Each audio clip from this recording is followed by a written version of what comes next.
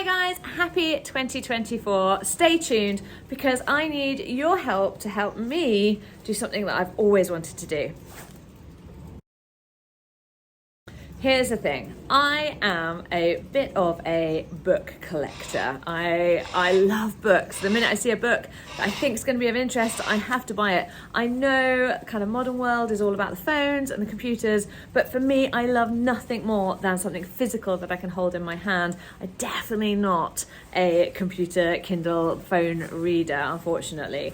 But my problem is time. Now, I'm sure like a million of you, we seem to not have enough time to sit down and read books. And as a business runner with animals, always feels a little bit selfish actually taking the time to sit down and read a book, you know, a bit of me time, and I'm sure we are all very guilty of that. So I am going to ask you to help me, and I've done this as a little bit of a challenge to myself for 2024. It's one of my resolutions, is to read more books. So my thought was that if I tell you what book I'm going to read at the beginning of the month and then make a video at the end of the month telling you about the book, that's going to keep me held accountable for reading these books. How's that sound? It's quite cool, isn't it? A little bit different.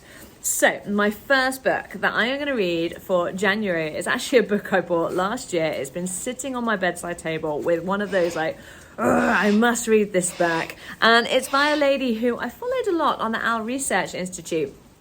She's often posting, or they're often posting about her actually. I think it's more that they're worshipping her as well. And her name is Jennifer Ackerman, and she released this book, What an Owl Knows, last year. And it is, well, I own a lot of books about owls, and lots of them have kind of outdated data on them, or they're all very much the same. I mean, we all know that owls have got this fascinating history, fascinating kind of myths and legends based behind them, and the owl is just a gobsmacking amazing animal already, but this is the most up-to-date knowledge, and I cannot wait to get into it.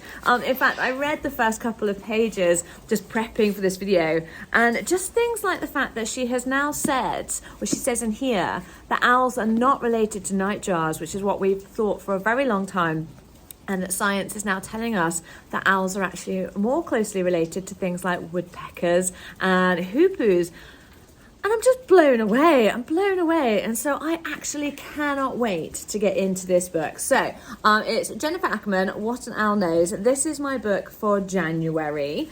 Let's see how I get on with reading a book a month. Literally excited to find the time to do this.